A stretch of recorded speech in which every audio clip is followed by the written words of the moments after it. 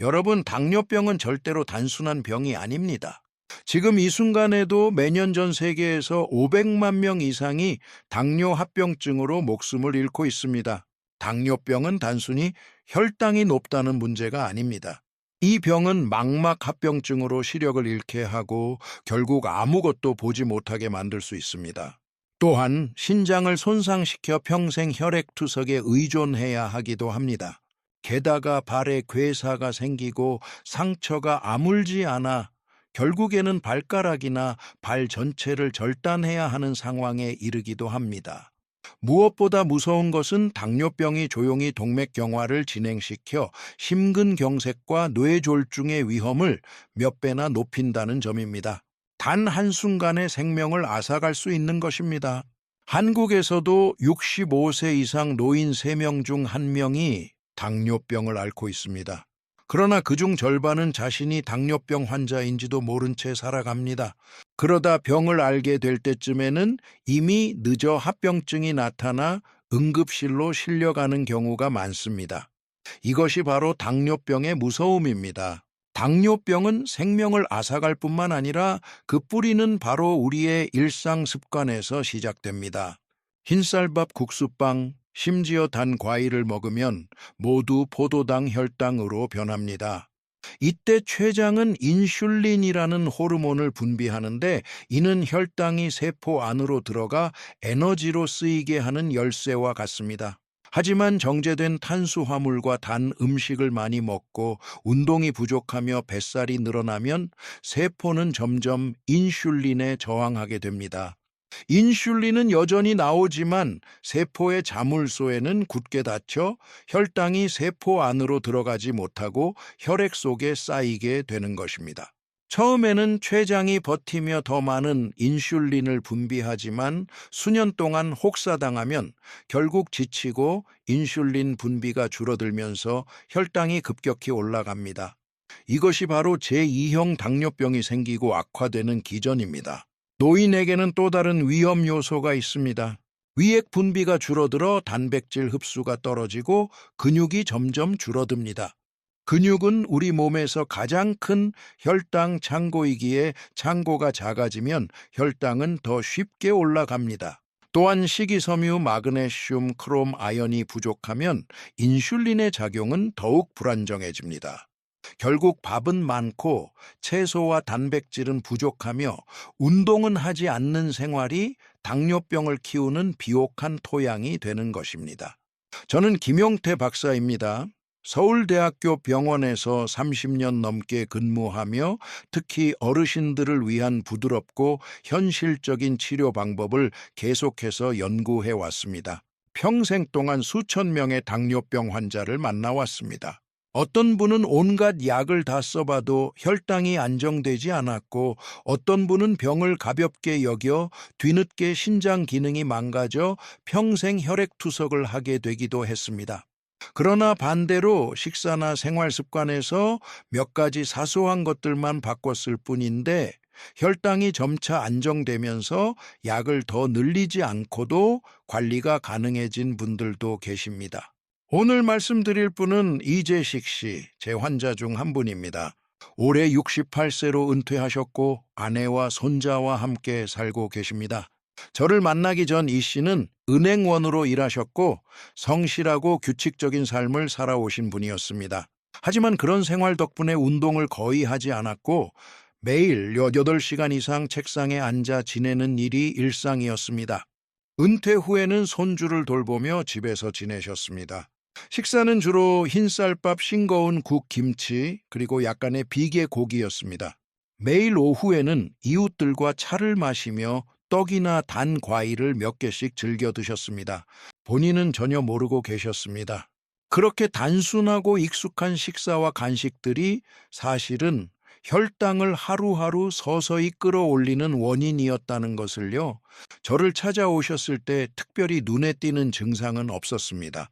단지 최근 들어 몸이 쉽게 피로해지고 체중이 약간 줄고 시야가 흐릿하며 야간뇨가 잦아진다고 하셨습니다. 검사를 마친 후에 진단은 제2형 당뇨병이었습니다. 공복 혈당은 173mg DL 당화혈 색소는 8.4%였습니다. 그런데 제가 가장 걱정했던 것은 이 씨가 단백질과 근육량이 심각하게 부족하다는 점이었습니다. 이건 고령자에게는 매우 위험한 상태입니다. 진단 결과를 받은 후 저는 이 씨에게 식단과 생활 습관을 조금씩 바꾸기 시작했습니다. 고령의 환자에게 너무 많은 것을 한꺼번에 요구하면 오히려 부담을 느끼고 중도에 포기할 수 있다는 것을 저는 잘 알고 있었기 때문입니다. 그래서 저희는 아주 작은 것부터 시작했습니다. 식사의 시간, 식사의 구성, 음식의 질을 조정하고 식후에 간단한 움직임을 추가하도록 안내했습니다. 또한 겉보기에는 건강해 보이지만 실제로는 혈당을 급격히 올리는 음식들, 그리고 노년층이 쉽게 부족해지지만 의외로 잘 알려지지 않은 영양소들에 대해서도 설명드렸습니다. 석 달 뒤 이 씨가 다시 병원을 찾았을 때 첫 방문 때와는 확연히 달라진 얼굴이었습니다. 예전처럼 쉽게 피로하지 않고 수면이 좋아졌으며 시력도 안정되었습니다. 검사 결과에서도 혈당 수치가 확연히 개선된 것이 확인되었습니다. 제가 가장 기뻤던 것은 혈중 단백질 수치가 회복되었고 근육량이 조금씩 증가하기 시작했다는 점이었습니다. 이는 제2형 당뇨병을 가진 노년층에게 있어 매우 중요한 회복의 신호입니다. 수치보다 더 중요한 건 이 씨가 자신의 삶을 다시 주도하기 시작했다는 사실입니다. 더 이상 몸이 무거워서 한숨 쉬지 않고 가족과의 모임이나 외출도 억지로 피하지 않게 된 것, 그것이 무엇보다 큰 변화였습니다. 고령의 당뇨병 환자를 치료할 때 저는 항상 세 가지 영양소에 주목합니다. 소화가 쉬운 단백질, 필수 아미노산, 마그네슘과 아연 같은 미네랄. 이 세 가지는 모두 혈당 조절에 있어 매우 중요한 요소입니다. 단백질과 아미노산이 부족하면 근육이 빠르게 줄어들게 되고 세포 안에 당을 저장하는 능력이 떨어집니다. 그러면 당은 혈액 속에 계속 떠돌고 인슐린은 더 많이 더 열심히 작동해야 하죠. 마그네슘과 아연은 인슐린의 작용을 도와주는 윤활유 같은 존재입니다. 이들이 부족하면 인슐린이 제 역할을 다하지 못하고 세포의 문을 제대로 열지 못해 포도당이 들어가지 못하고 혈당은 계속 높게 유지됩니다. 그래서 저는 설탕을 피하세요라는 말보다 혈당을 근본적으로 조절할 수 있는 영양소를 제대로 섭취하는 것이 중요하다고 늘 강조합니다. 그리고 제가 가장 먼저 권하는 식품 중 하나는 바로 북어채, 즉 말린 명태입니다. 북어는 오래전부터 한식 재료로 익숙한 생선이지만 대부분의 사람들이 잘 모르는 사실이 있습니다. 100개의 북어에는 70g 이상의 고단백질이 들어있으며 필수 아미노산이 고루 포함되어 있고 특히 메티오닌이라는 성분이 풍부합니다. 이 성분은 간 해독을 도와주고 신장을 보호해주는 역할을 하며 오랜 기간 약을 복용하는 당뇨 환자에게 매우 유익합니다. 또한 북어에는 비타민 B1, B2, 그리고 소량의 아연이 들어있어 신경을 안정시키고 피로감을 줄여주는 데에도 도움이 됩니다. 이 식품의 장점은 활용도가 높고 가격도 저렴하며 조리도 간편하다는 것입니다. 예를 들어 아침에 무나 감자와 함께 국을 끓이거나 야채와 함께 볶거나 부드럽게 찐 후 간장 또는 고추 양념에 무치거나 또는 잘게 찢어 밥에 비벼 반찬처럼 먹는 방식도 좋습니다. 실제로 제 환자 중에는 매일 아침 북어 요리를 꾸준히 드신 분들이 계셨는데 혈당이 점차 안정되었을 뿐 아니라 아침 식사 후 졸림이나 무기력함도 사라졌다고 말씀하셨습니다. 그래서 저는 북어를 이렇게 부릅니다. 작은 음식, 큰 건강을 위한 선택. 단순한 식재료처럼 보이지만 제대로 알고 꾸준히 활용한다면 당뇨 관리에 있어 매우 훌륭한 천연의 조력자가 될 수 있습니다. 제가 당뇨병 환자에게 두 번째로 자주 권하는 식품은 바로 두부입니다. 두부는 대부분의 한국 가정에서 익숙한 반찬이지만 실제로 노년층에게 아주 잘 흡수되는 식물성 단백질 공급원이라는 사실은 잘 알려져 있지 않습니다.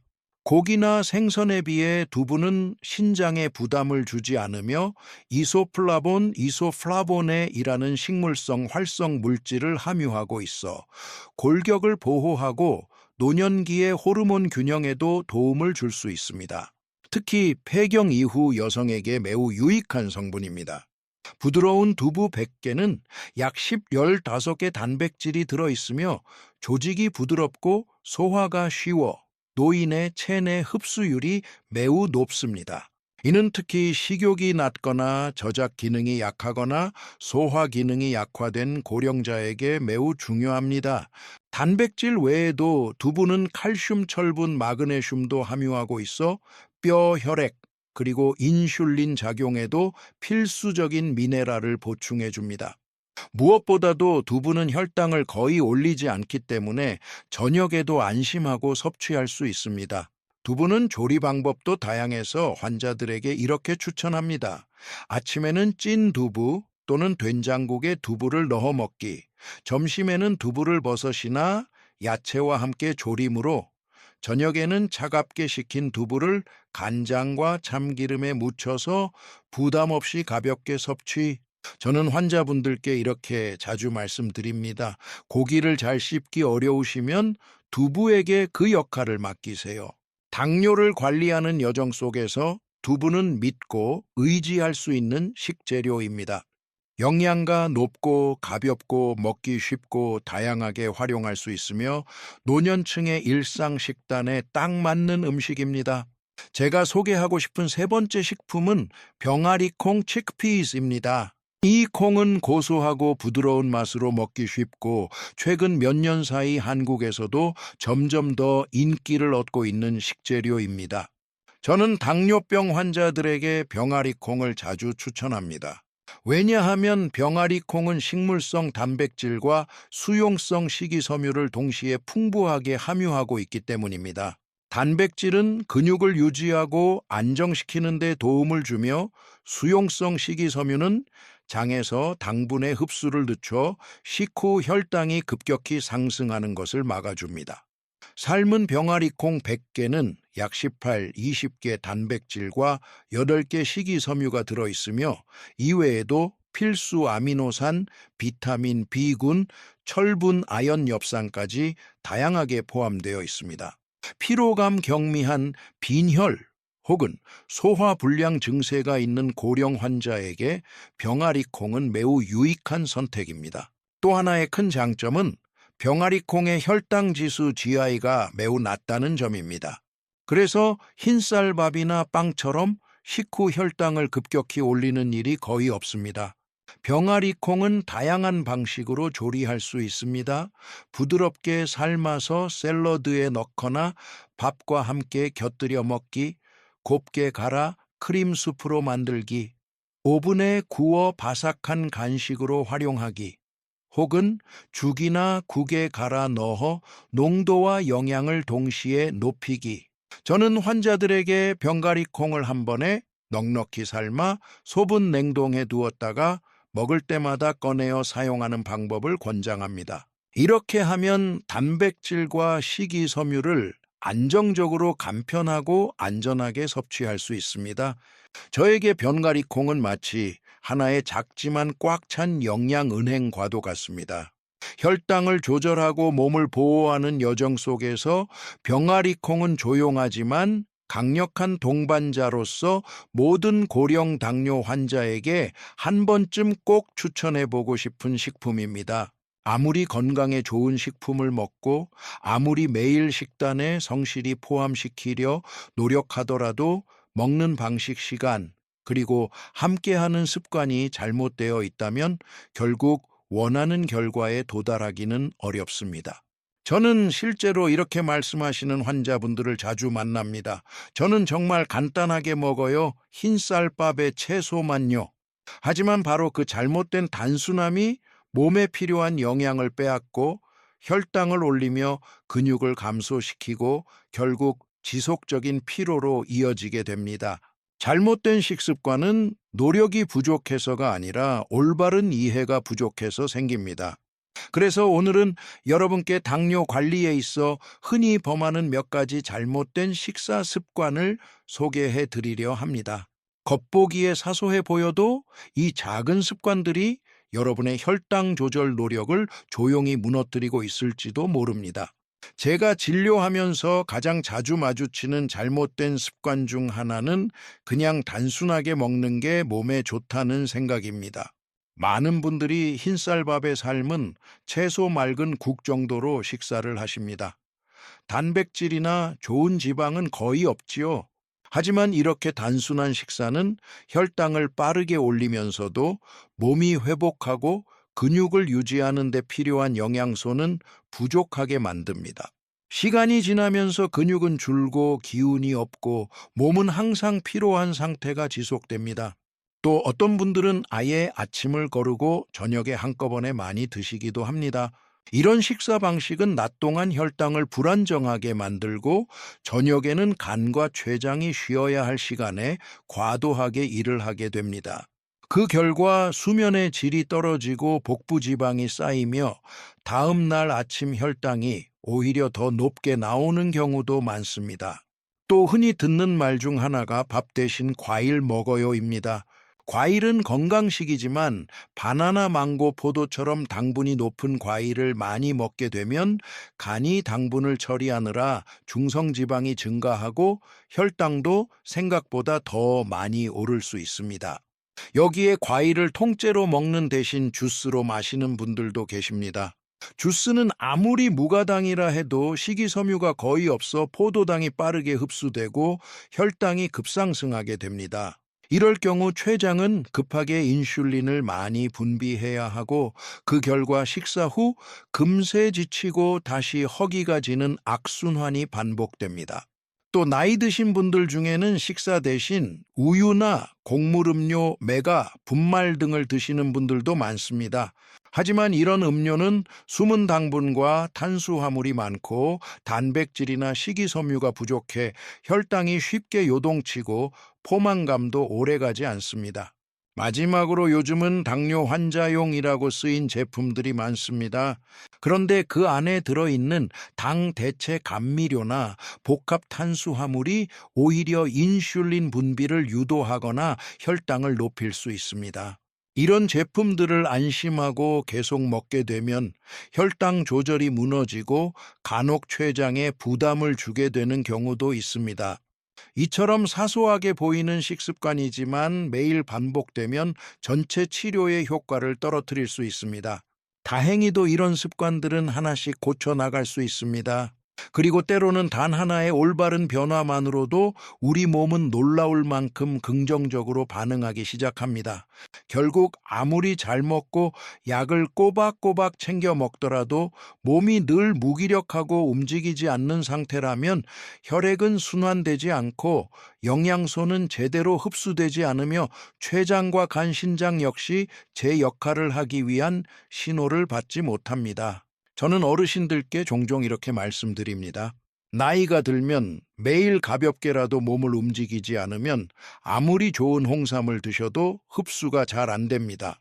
많은 분들이 몸이 약해서 운동을 못한다고 생각하지만 오히려 약하기 때문에 더더욱 알맞게 움직여야 합니다. 땀을 흘릴 정도로 운동하라는 것이 아닙니다. 윗몸 일으키기나 아령 들기도 필요 없습니다. 숨을 깊게 쉬고 손발을 가볍게 움직이고 혈관과 장기가 주인이 나를 챙기고 있구나 하고 느끼는 것 그 자체로 몸은 반응을 보입니다. 지금부터 제가 소개해드릴 6가지 동작은 단순한 스트레칭, 가벼운 지압, 기본적인 마사지입니다. 이 동작들은 실제로 많은 고령의 당뇨 환자들이 숙면을 취하고 다리 저림이 줄고 식후 혈당이 안정되는 데 도움을 받았던 방법입니다. 첫 번째는 기지개 켜며 깊게 숨쉬기입니다. 앉거나 서서 등을 곧게 편 상태에서 코로 깊게 들이마시며 양손을 위로 쭉 뻗고 입으로 천천히 내쉬며 손을 아래로 내립니다. 이 동작을 아침에 5, 7회 반복합니다. 단순해 보이지만 이 동작은 폐가 더 많은 산소를 받아들이게 하고 간의 대사를 부드럽게 도와주며 가슴을 펴고 횡격막을 자극해 췌장을 활성화시키는 데 도움을 줍니다. 또한 깊은 호흡은 심장의 과도한 부담을 덜어주는 효과도 있습니다. 두 번째는 손목과 발목 돌리기입니다. 의자에 앉아 각 손목과 발목을 각각 시계 방향, 반시계 방향으로 10회씩 회전합니다. 이 간단한 움직임만으로도 손끝 발끝까지 혈액순환이 개선되고 모세혈관의 탄력이 회복되며 당뇨로 인한 족부 궤양의 위험도 낮아집니다. 또한 심장으로 돌아가는 혈류가 원활해져 심장의 부담도 줄어듭니다. 세 번째는 식후 30분 후 가벼운 걷기입니다. 식후 바로가 아니라 30분 정도 지난 후 집안을 천천히 50분 걷는 것만으로도 충분합니다. 이때 근육이 혈중 포도당을 흡수하게 되어 식후 혈당 급상승을 막고 췌장은 휴식을 취할 수 있으며 간은 여분의 당을 지방으로 바꾸지 않아도 됩니다. 네 번째는 배꼽 주위 마사지입니다. 양손을 비벼 따뜻하게 한 후 배꼽을 중심으로 시계 방향으로 3, 5분간 원을 그리며 부드럽게 문지릅니다. 이 동작은 복부 장기, 특히 췌장으로의 혈류를 증가시키고 위와 소장의 운동성을 촉진하여 가스 배출과 소화를 돕습니다. 그뿐만 아니라 장에서 당이 과도하게 흡수되는 것을 방지하는 데에도 효과적입니다. 다섯 번째는 족삼리 혈자리 지압입니다. 무릎 아래 삼촌경골 바깥쪽에 위치한 이 혈자리는 예로부터 장수혈로 알려져 있습니다. 하루 한두 번 엄지손가락으로 1, 2분간 눌러주면 기혈순환이 활발해지고 소화기와 췌장의 기능이 촉진되어 피로감, 식욕부진, 혈당 불안정이 점차 개선됩니다.